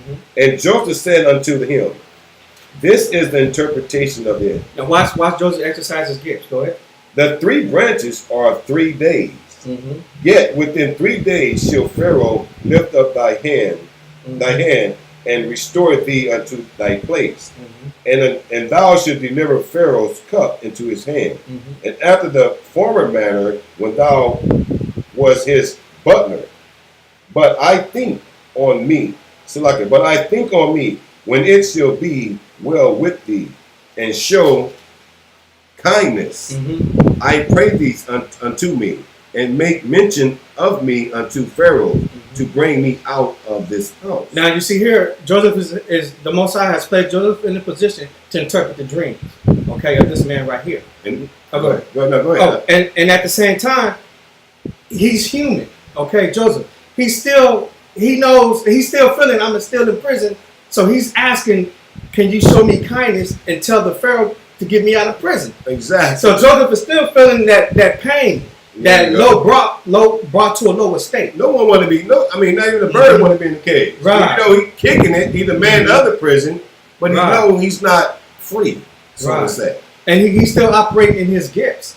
Okay, so I'm bringing these stories out so you can see that it don't matter what situation you're in. Use your gifts and talents. Don't let your situation stop your gifts from flourishing, from blessing people, because the Most High has given you gifts. He entrusted you in gifts. No matter what situation you're in, you're going to win. You're going to overcome when you're in the Most High. So don't let Satan bring condemnation in when you're in a lower state situation. Your gifts are still going to flourish if you continue to trust in the Most High. And we see that through these stories right here with Joseph. All right. Verse 15. Come, verse 15. Verse 15, Genesis 40 and 15. For indeed I was stolen away out of the land of the Hebrews, and here also have I done nothing that they should put me into this dungeon. So that's why I said when you get time, read Genesis 37, and it's going to tell you that his brothers threw him into slavery. But check this out. Check this out what Joseph saying. He said, man, I'm innocent. I was stolen from the land of the Hebrews. That's the first thing that happened to me. You know what I'm saying? And I was innocent, and they still put me in prison because I didn't sleep with this brother's wife, and she lied on me. This brother is showing his innocence, but at the same token, he's still doing the will of the Father. That's what I'm talking about. You know what I'm saying? He's still exercising his talent that the Most High gave him. And let's see if it's going to work out for him. If you keep reading down, you're going to find out. It's going to work out for him. And Elder, real quick, let me say, this is what I love about the Most High. He has given in His Word examples. It's in His Word that no matter what we go through, it's in the Word. It's an open book text. Look at this. It's an open book text. So no matter what we go through, it's examples that the Most High will give His people to make it through. Like in the book, I think in the book of Sirach, Ecclesiasticus, He say, whom have he forsaken? In Mm-hmm. chapter 2, whom have he forsaken that they called upon his name? Mm-hmm. You know what I'm saying? No one. No one. He give us examples for what? Show you that there's nothing new up under the sun, brothers and sisters. You think it's just for me, I'm the only one. But no, you're not. Right. No, you're not. It happens to other brothers and sisters. Mm-hmm. Now it's just your turn. Let's see what you gonna do with it. Because you just got everybody say, I love Jesus and Jesus is my Lord and he prayed and I prayed and just praise your Lord and this and that. You ain't went through nothing. Nothing at all. We got more stuff we got to go through before we get to this kingdom. The Bible says some of us going to be thrown in prison. Some of us going to be put to death. You know what I'm saying? So put your big boots on. Tie your boots up because the crap is about to get deep. If you're going to stay in this truth. It's that simple. Verse 16. And when the chief baker saw that the interpretation was good, he said unto Joseph, I also was in my dream, and behold, I had 3 white baskets on my head, and in the uppermost basket there was of all manner of baker meats for the Pharaoh, and the birds did eat them out of the basket upon my head. And Joseph answered and said, this is the interpretation thereof. The 3 baskets are 3 days. Yet within 3 days shall Pharaoh lift up thy hands from off of thee, and shall hang thee on a tree, and the birds shall eat thy flesh from off thee. Now this is interpretation of a dream. Didn't work out too good for that guy. Didn't work out good at all. And so Joseph was able to interpret this, and this scripture also comes to my mind, is that it's in the book of Proverbs that your gifts will make room for you. These gifts that Joseph had to interpret dreams is bringing him to the office of governor. Exactly. You see, and the word, we're going to look at that, the word's going to get out to the king of Pharaoh, and that's how Joseph's going to get elevated. But I know this guy didn't want to get this interpretation. It's like, he's like, you on death row, bro. 3 days, you're going to be gone. Yeah. And the bird's going to be on your shoulders eating your flesh. Verse 20. And it came to pass the 3rd day, which was Pharaoh's birthday, that he made a feast unto all the servants. And he lifted up his head of the chief butler and of the chief baker among his servants. And he restored the chief butler unto his butlership again. Now you see, Joseph interpreted this dream for the chief butler and told him the chief butler would be restored too. You can go back and read that. Go ahead. And verse 21 again. And he restored the chief butler unto his butlership again. And he gave a cup unto Pharaoh's hand. But he hung the chief baker as Joseph had interpreted to them. Yet did not the chief butler remember Joseph, but forgot him. All right. So on this case, remember when Joseph said, "Can you look out for me? I'm innocent. I'm in here. Can you have kindness upon me?" But yet the chief baker forgot about Joseph, and he stood a little bit more longer in prison. All right. And let me bring this up. And this is what the Bible tell us. Let me see if I can find the scripture, but this is why the scripture tell us. The key thing is this dude, Joseph interpreted his dream, just like Negroes today. You do something good for them, okay? Bring them comfort, whatever it may be. And soon they get on their feet, they don't know you. This is why most I put this in here. Let me see if I can find it real quick. Let's do good unto a godly man.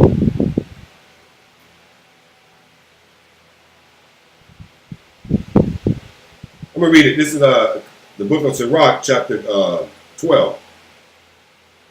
I want to get straight to it.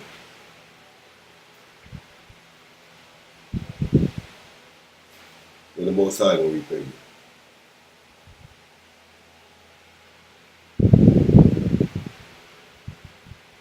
Is it verse 1, 12, chapter 1? I mean, chapter 12, verse 1? No, that's not it. Yeah, that's it. That's it. Read that. That's it. Sirach, chapter. Going back, let me read this again. Genesis 40 and 22. He say, but he hung the chief baker as Joseph had interpreted to them. Yet did not the chief butler remember Joseph, but forget him. Remember, Joseph had told the butler, like, man, when you go back, you can be restored to your butlership. Remind the king, man, that I'm down here, man. Can you help a brother out? Right. This dude get up there with the Pharaoh, he forgot everything. Like, man, that nigga in prison, man. I got mine, you get yours type of attitude. But this is what the Most High said. Read that up. All right, Ecclesiasticus, chapter 12, verse 1. When thou wilt do good. Joseph did good. He interpreted that brother's dream. He exercised his talent. Go ahead. Know to whom thou doest it. Go ahead. So shalt thou be thanked for thy benefits. Go ahead. Verse 2. Do good to the godly man, and thou shalt find a recompense. And if not from him. So we're going to read, if you keep reading down here, the Most High delivered Joseph out of this here.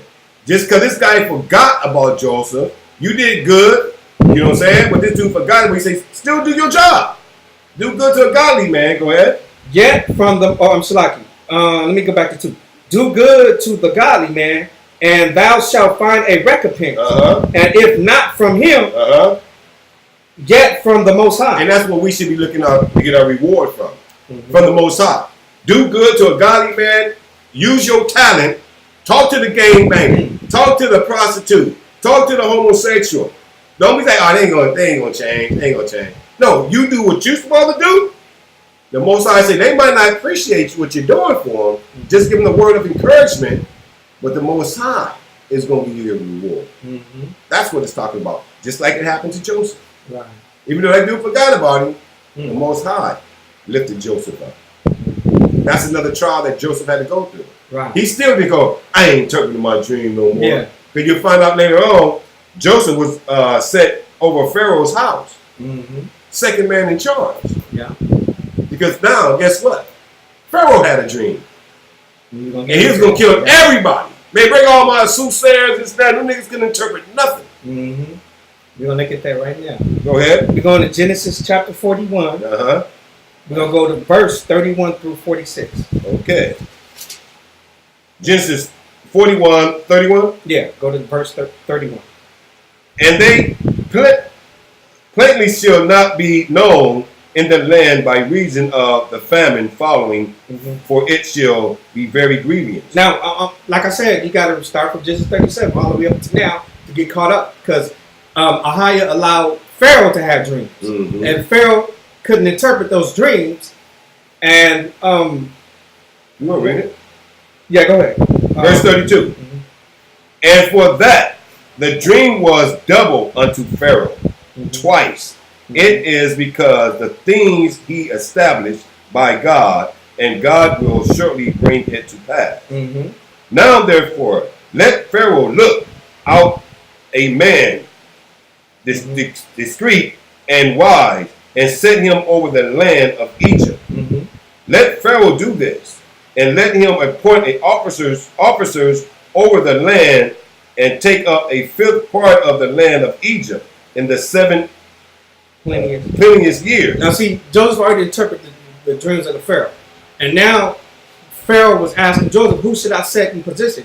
And Joseph didn't know he got the position yet, but Joseph was saying, this is what you need to do. Because the Most High has blessed Joseph to be wise. Go ahead. 35. And let them gather all the food of those good years that came, and lay up corn under the hands of Pharaoh, and let them keep food in the city. And that food shall be for store to the land against the 7 years of famine, which shall be in the land of Egypt, that the land perish not through the famine. All right, so here Joseph is telling Pharaoh, this is what you need to do. You need to set this man over this, because Pharaoh had 2 dreams. Of the famine of 7 years, and the dream of plenteous of 7 years. Okay, go ahead. 37. 37. And the thing was good in the eyes of Pharaoh and in the eyes of his servants.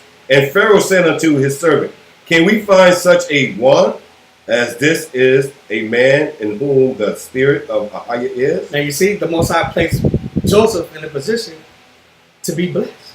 And we're going to look at that. Go ahead. And Pharaoh said unto Joseph, for as much as God hath shown thee all this, there is none so decree a wise as thou art. Now it goes back to Proverbs, and I brought that out earlier.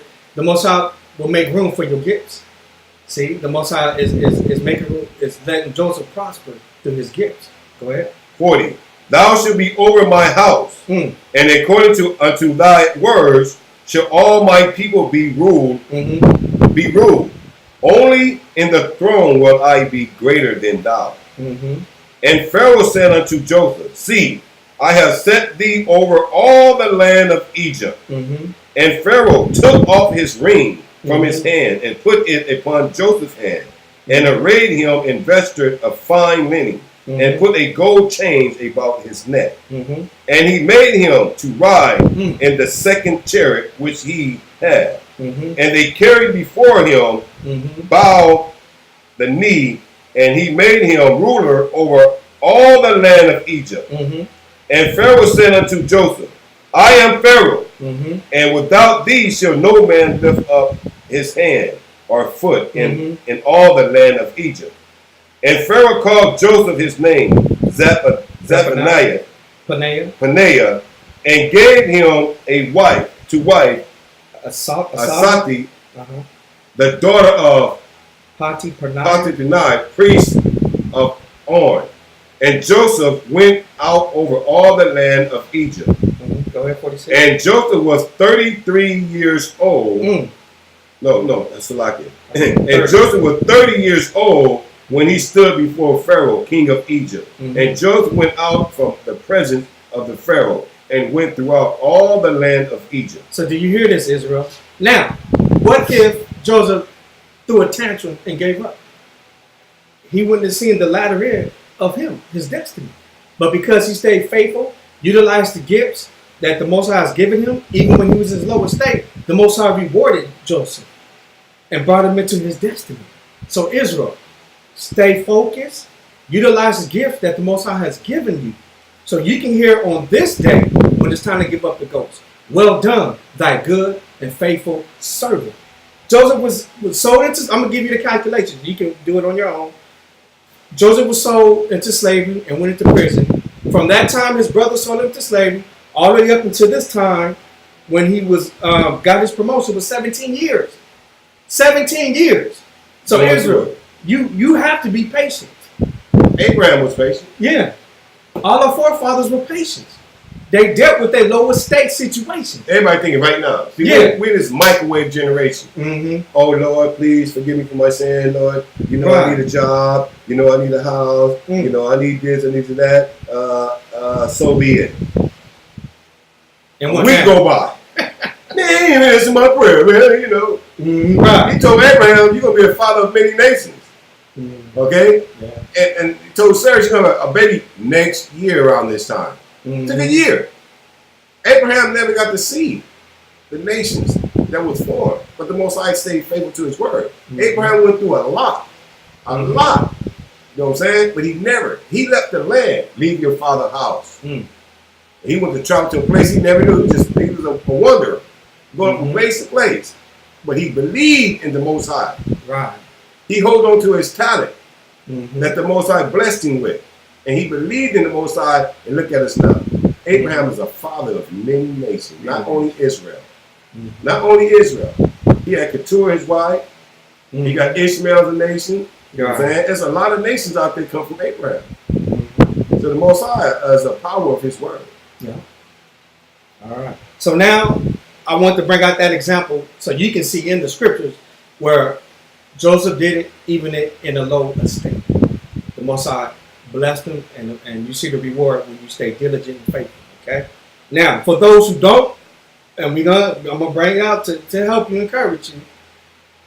For those who give up and think, oh man, we looked at the scriptures and I'm gonna go ahead and do what I want to do. The Lord's not coming. You know, I'm gonna go out He there. delay his coming. Yeah, you know, this was gonna happen to you. The delay you coming Hebrews are believers, are brothers and sisters.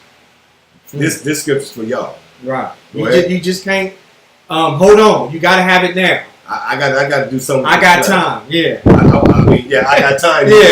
You know what I'm saying? I got to do something with this flesh. I need to get my jiggy on. Let's go to Matthew chapter 7, verses. I'm gonna start at 21 through.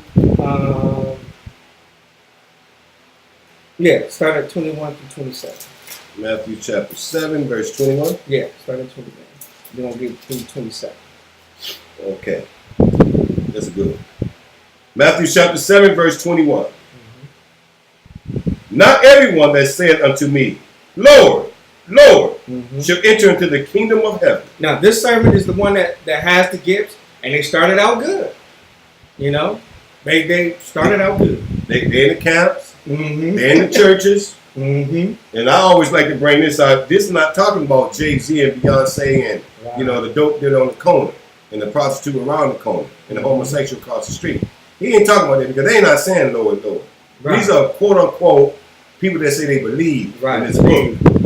So it say, not everyone that said unto me, Lord, Lord, should enter into the kingdom of heaven, but he that doeth the will of my Father which is in heaven. Now this person, when it says, but he that doeth the will of my Father which is in heaven, that's the one like Joseph.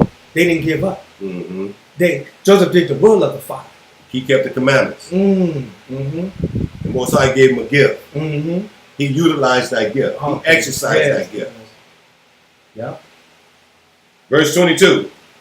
Many will say to me in that day, Lord, Lord, have we not prophesied in thy name? This is the one that started off, you know, in the truth, and they got all the books, and they speak in Hebrew, and etc., etc. Go ahead. And in thy name have cast out devils. They cast out devils in the Christian churches, and you know, there's abominable houses. Go ahead. And in thy name done many wonderful works. These are ones that's going out on Skid Row, feeding the homeless. What's the word? Missionaries. You know, they go out from country to country. You know, we did many good works in your name, Lord. Let's see what happens to them in verse 23. And then will I profess unto them, I never knew you. Depart from me, ye that work iniquity. This is what you don't want to do on the day of judgment. You in with the lake. You in the lake with the snake. This is that servant that buried the talents. Yeah, that buried the talents. They had their hand on the plow and looked back. Yeah. This is what you're going to hear if you don't repent and continue on like Joseph did.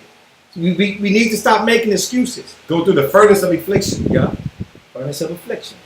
He said even gold is tried. Because the Most High is looking for what? Acceptable man. Acceptable man. It behooves you to read Ecclesiastes chapter 2. Right. That's a great let me get verse 1 for him. Right. Let me get that real quick. Matter of fact, let's read let's read the whole thing. All right, come. That's beautiful. It tells you we all going to be brought to a lower state. This the attitude, you being a believer and you come to serve the Most High, we all must take on these attributes here. Not saying that you're not going to go through something. You're going to go through something. It's that clear. The Bible tells us you're going to go through something. Right. But like you say, you know, you're not fit for the kingdom once you put your hand to the plow. I'm start doing this work, and then like the brother said, you look backward. Right. You turn around and eat your own vomit. So like the scripture you brought up. What person is going to build a tower and don't count the cost? Right. You know what I'm saying? And you get halfway, you don't have significant enough funds to finish it, and everybody that's seen you doing it, they're going to mock you. Everybody used to tell, don't eat crab, lobster, shrimp, and pork. Don't do this, don't do that. Now they mocking you because you didn't count the cost. You weren't ready to go through the fiery trials for this kingdom that you say you want. Because not everyone that say, Lord, Lord, is going to go into the kingdom of heaven. Why? Because you didn't count the cost. Go ahead, you want to say something? Yeah, no, go ahead. Because we're bringing this out so you can see that stop making excuses. We see an example with Joseph. He was 17 years, innocent. We read that. Look what he went through. And we're going to bring that out in Ecclesiastes chapter 2, verse 1. We're going to bring this out. So Israel, stay focused, stay diligent, or else you're going to be the one in Matthew 21 verses, Matthew chapter 7, verse 21 through 23. You don't want to hear that. You want to hear, well done, thy good and faithful servant, like Joseph heard. That's what you want to hear. Like the guy that had the 5 talents. Yeah, the guy the that 5 had the 3 talents. talents. Mm-hmm. You want to hear that. Right. You want to make you lords over many things. You want to be trusted in more. Mm-hmm. But it's, you know, it's your life. Your soul. You do what you want to do with it. Most likely say, just today, choose life or choose death. Yeah. We all got a choice. Our job here is just to encourage you to get to that finish line. Mm-hmm. And we need you to encourage us to get to that finish line. We're doing what we're supposed to do. And I pray that you're doing what you're supposed to do. Like I say, it's not a easy walk. We'll just get verses 1 through 5, and they can read the rest. Yeah, you can read the rest on your own. I was thinking the same thing. Ecclesiasticus and the Apocrypha. Okay, this is a book that used to be in the Bible. Okay, they took it out for a lot of reasons, but it's script. Right. Okay, Ecclesiasticus chapter 2.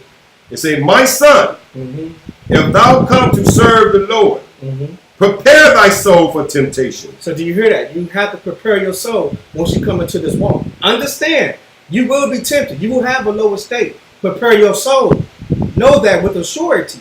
Go ahead. He giving you a warning right here. Yep. Giving you You know, like they say, hey, my son, if you jump in that swimming pool, it's going to be cold.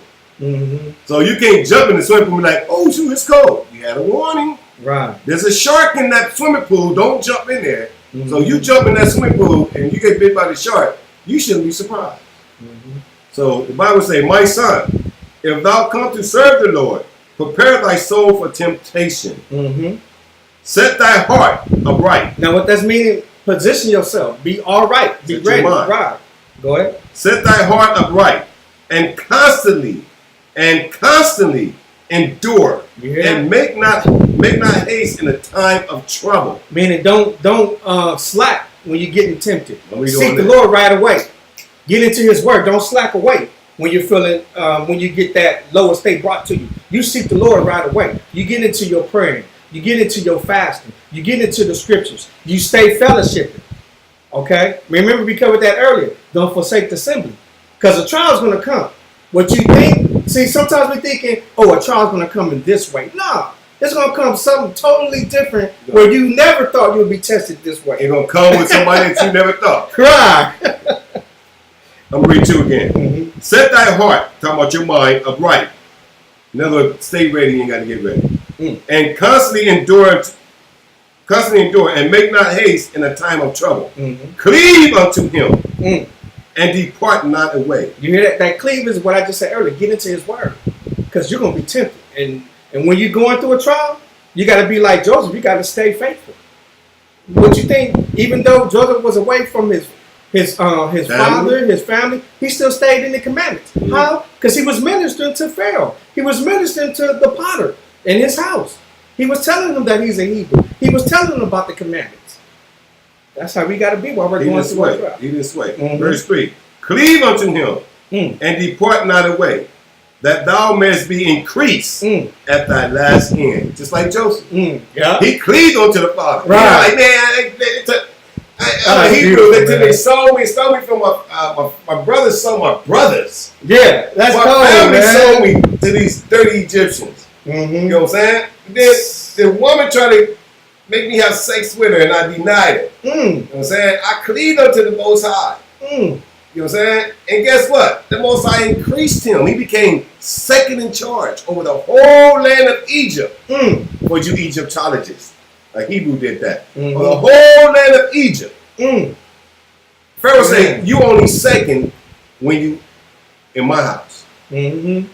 So the Bible tells us right here, say, cleave unto him and depart not away. Joseph didn't depart away. That thou mayest be increased at thy last end. Increased at that last end. You know what I'm saying? So Joseph wouldn't go sleep with his fathers. We want to be increased at our last end. Our last end might be tomorrow. Right. Yours might be, You don't know. when Christ comes back. Right. But we want to stay focused. Verse 4. Whatsoever. I'm going to read that again. Whatsoever. Whatsoever. Not what you want. It's a thing. Whatsoever is brought upon thee, take cheerfully. Elder, I don't think they heard that. You don't think that? Let's read that again. I'll think they heard. Real slow. It say, whatsoever. What did that word whatsoever mean? Anything can happen. Anything. You don't know how it's going to come, your trial. Right. Whatsoever is brought upon thee, take cheerfully. Man. Wonder why he said that? Because he said it. Yeah. In verse 1. Prepare thy soul for temptation. Prepare that soul. You know it's coming. The fiery darts is coming. Okay, as long as you're doing the right thing, you know it's going to come. It say, whatsoever is brought upon thee, take cheerfully, and be patient. Joseph, say that again, Elder. And be patient. 17 years, brothers and sisters. Joseph was and patient. Be patient. And be patient when thou art charged. Thou art changed to a low estate. Did y'all hear that? Low estate. Well, we say you so low you can play handball on the curve. Yeah. You feel that low, like, man, I can play handball on the curve. You hanging out with the ants. That's low. Okay. Whatsoever, verse 4 again, whatsoever is brought upon thee, take cheerfully, and be patient when thou art changed to a low estate. Now you hear that cheerfully? And the reason, see, precept upon precept, line upon line. Here a little, there a little. The scripture says in Nehemiah, joy is our strength. So do y'all hear that, Israel? So that's why it said cheerfully. So when you're in your trial, to get your strength, you got to be joyful. And the Bible says you don't give it the spirit of fear. Right. Verse 5. This is what we were talking about earlier. Well, at least what I was saying is, brother. Right. Most I ain't looking for no softies. Right. Okay. You're going to be tried. You're going to be tried. Okay, this is what he's looking for. He said, for gold is tried in the fire. For gold is tried in the fire. Think about that piece of gold you got on your neck, on your finger. It's tried in the fire. They didn't just walk outside and pick up that nice ring you got. They had to go through a lot of heat to get all the impurities up out of it before you get the kingdom. Most of them need to get all this junk up out of us. So he want to see if you're working for the kingdom. Right. Like the Bible says, anybody that put his hand to the plow and turn back, you're not worthy of the kingdom. And real quick, it's just like when we just read Joseph. The Most High had to humble Joseph. That's why he went through what he went through. He was going to be the ruler over many souls. He had the governor to bring the commandments to the Egyptians and also to Israel. A lot of people came with Joseph because he was in power. He was able to teach them the commandments. Exactly. But he had to be humble. What if Joseph would have went off? Because he had this power and he wasn't humble. He would have. How about if he would have went off and said, I ain't telling nobody, I ain't telling nobody their dream. We won't be probably reading about Joseph. But the Most High, he give honor to what honor is due. Verse 5. For gold is tried in the fire, an acceptable man in the furnace of adversities. Do you hear that? Acceptable man. An acceptable man in the furnace of adversity. We're going to go through. We're going to go through it. Embrace it. Embrace your storm. Embrace your trial that you will go through. Prepare thy soul for temptation. Prepare thy soul for a low estate. Low estate. Let me read verse 10. Verse 10. This is what the script say. Look at the generations of old and see, did ever any trust in the Lord and was confounded?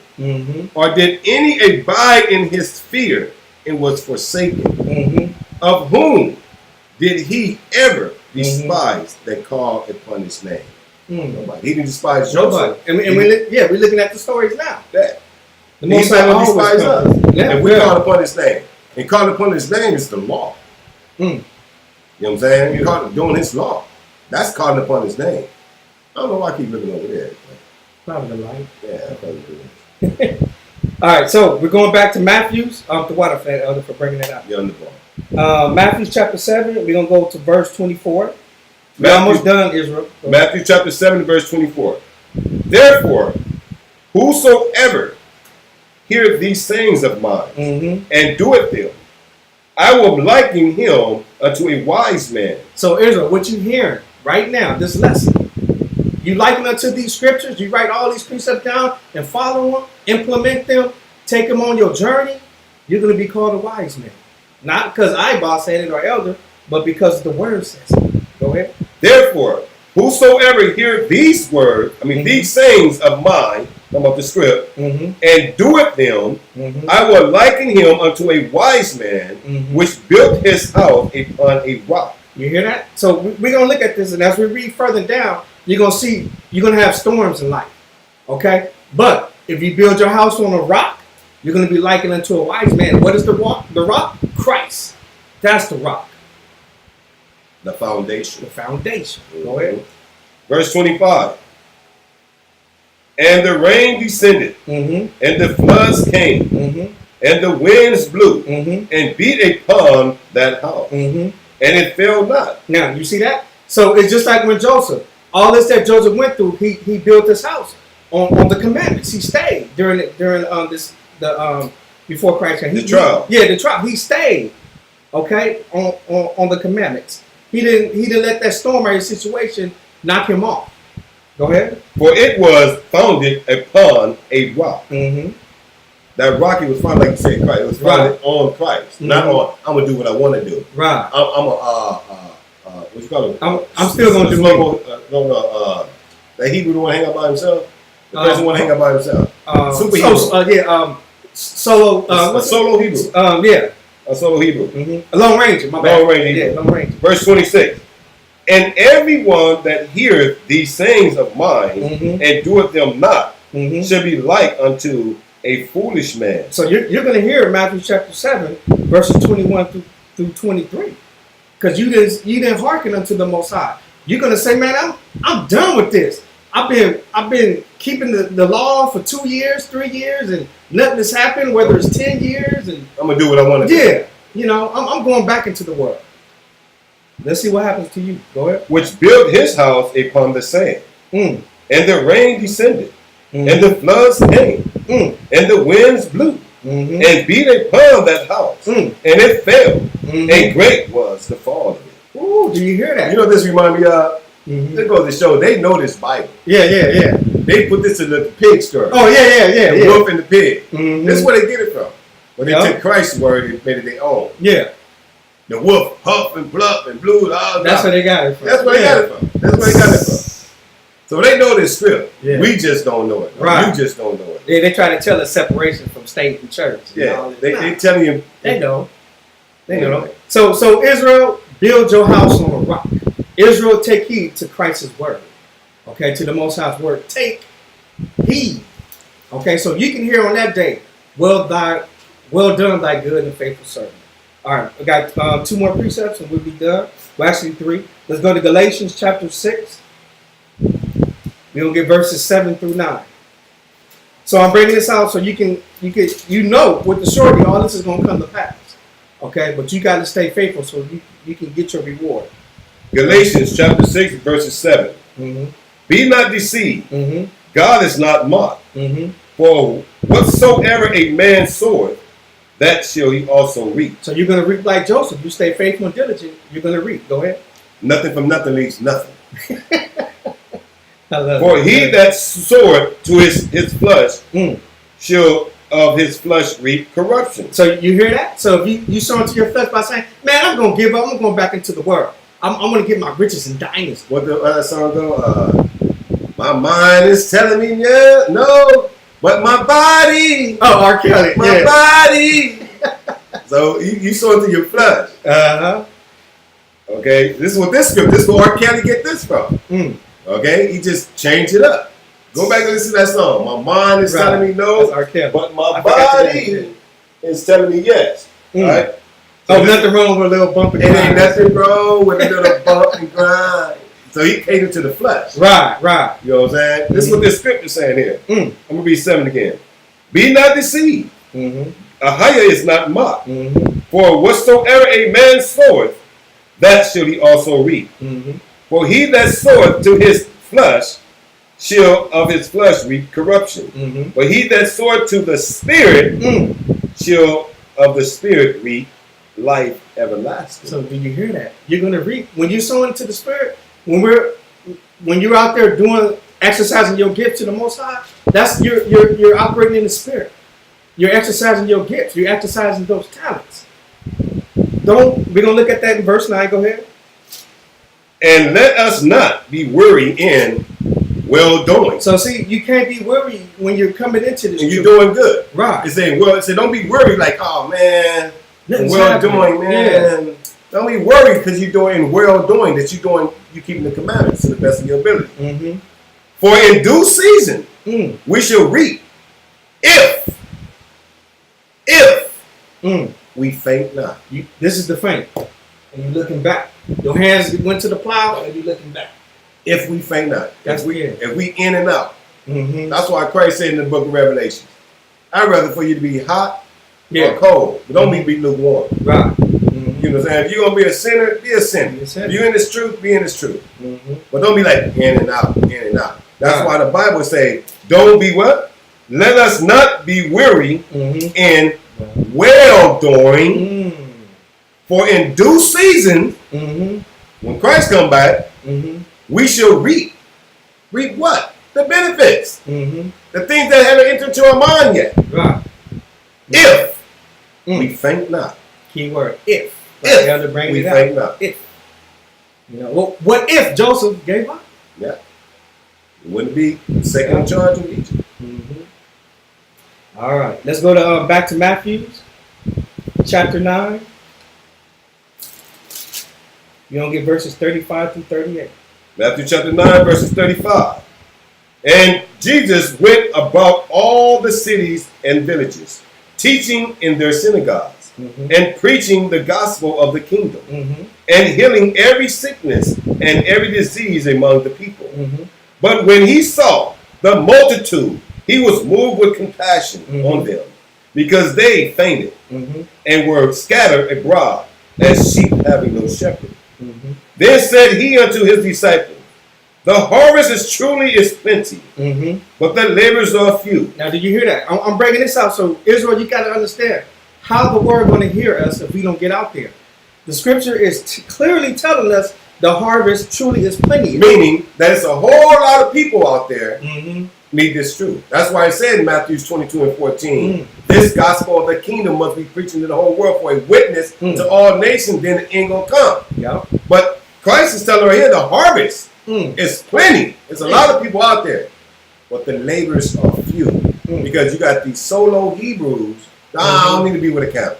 Yeah. You know, I'm gonna do me. I got a personal relationship with the Lord. It's too much drama in these camps. Yeah, I got a personal relationship. I'm looking for me, myself, and I. What you fail to realize, when you come into this truth, there's no more self. Me.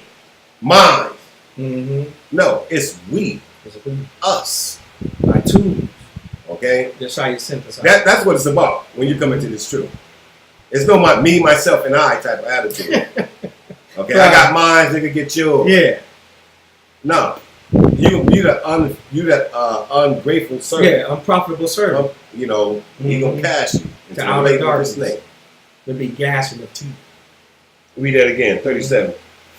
Then said he unto his disciples, the harvest truly is plenteous, but the laborers are few. Pray ye therefore the Lord of the harvest, that he will send forth laborers into the harvest. And that's what we pray for. Right, that's what we pray. We pray that brothers and sisters will get out there and do this work. Right. Up under a teacher, up under an elder. Not talking about I'm teaching myself. Right. Because that's not the order of the Most High set it in. The Most High set order for a reason. Right. He told the people, you must be taught again. Don't get your head that big where you think like, I don't need nobody. I got my PhD. I got my bachelor's degree. Right. No, you're going out of order. Out of order. Okay? Find you a teacher and learn up under that teacher. And don't be going from this teacher to that teacher and that teacher, or doing a lot of YouTube shopping. Not window shopping. You know, you people doing window shopping. Yeah. Oh, I like that dress. Oh, I like them pants. And they go, I like that. You ain't got a dime in your pocket, and you window shopping. Okay? trying on everything, ain't walking out with nothing. Well, that's how the truth is. You YouTube shopping, I'm going to learn from Elder the bar, I'm going to learn from the car, Brother Nathaniel, brother over here, and brother over here, and brother over here. Guess what? You just trying on different clothes and you ain't settled down nothing to buy nothing. That's why you walk out the store just like you walked in with nothing. You building your house on the sand. You're going to be, exactly. You ain't got no foundation. You're going to be confused. And sooner or later, Most High say you're going to do what? Spit you out of his mouth. Yeah. Because you ain't got no foundation, well, I can just hold on to this. That's why I'll give examples, brother. You don't just go from first grade to the 12th grade. No. You used to go to first grade, you stay there a year, second grade, process. And that's why you brothers and sisters need to find your teacher. Yeah. But if not, like I always say, you grown. Do what you want to do. You make your bed hard, you got to lay in it. You lay down with a dog, don't get mad because you wake up with fleas. Go ahead. Last precept for this evening, we're going into Matthew. So like you stand in Matthew, let's go to chapter 24, verse 13. Matthew chapter 24 and verse 13 reads, "But he that endureth unto the end, the same shall be saved." He that endureth until the end, the same shall be saved. That's the scripture we just got to read. If you faint not. You're saying your reward is coming in due season. Don't be sad and good well doing. Right. Okay? Your reward is coming if you faint not. The scripture say, he that endure unto the end, the end of your life. Yeah. Don't be like that person saying, what? My master delayed is coming. Right. My body is telling me yes. Right. Something like that. Something like my body's telling me yes. But my mind, something. Something like that. I know the song. Yes, yeah. You know what I'm saying? That's what Paul was saying. The things I know I'm supposed to do, I find myself not doing. Your body and your flesh is fighting among each other. Go. Right. But scripture says, he that endure to the end, the same should be saved. The same should be saved. So Israel is about enduring, utilizing the gifts that Christ has given to us, that has entrusted us to bring the laborers into the harvest. Okay, and that harvest is the souls. The harvest is the 7 billion souls in the earth to this day. It's 7+ billion. We're looking for the remedy. Right. We know everybody's not going to get this truth. Yeah. But do that mean we don't teach everybody? No, we teach. The laborers, the laborers are few, but we got to get. We got to teach them. We got to get into the harvest. Let the tares and wheat grow together. Yeah. The Most High going to separate the sheep from the goat and the tares from the wheat. Right. Our job is just continue to do this work. Like Joseph's job, exercise his talent. Yeah. Most High gave us the talent to teach. The understanding to break down these scriptures.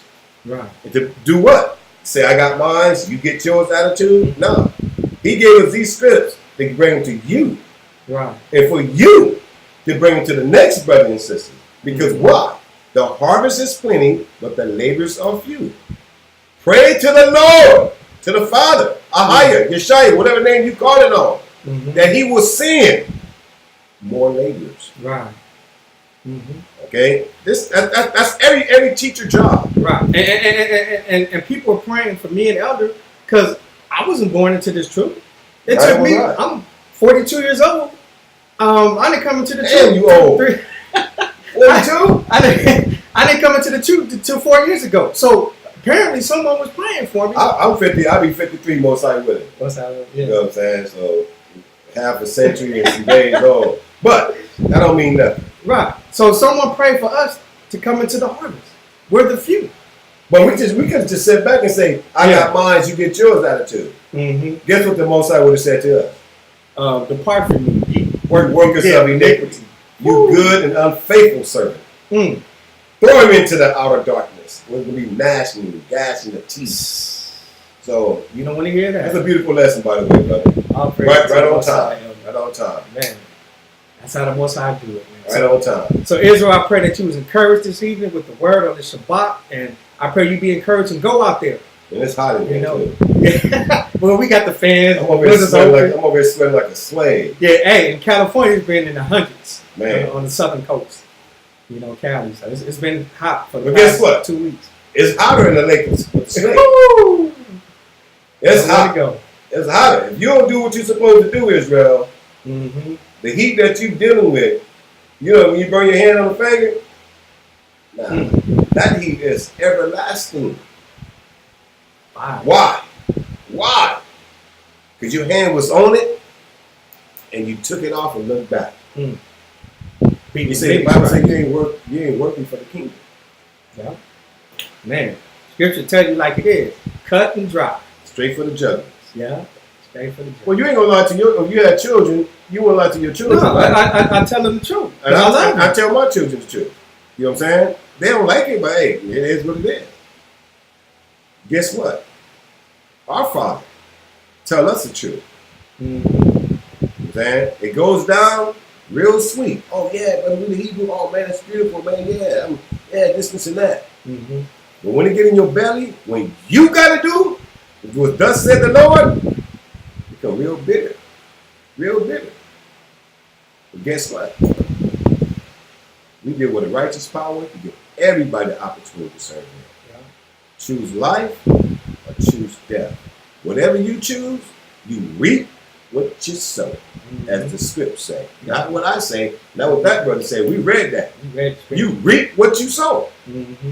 So, you got anything else to say? That's it. Well, with that, I'm Brother Gabar, a.k.a. Elder Gabar. Brother Ibad, a.k.a. Deacon. With that, we're the gathering of the elect. Oh, you got your number. Throw your number out there. Give me a call if you have any questions. That's 661-972-9218. And mine is 562-658-7227.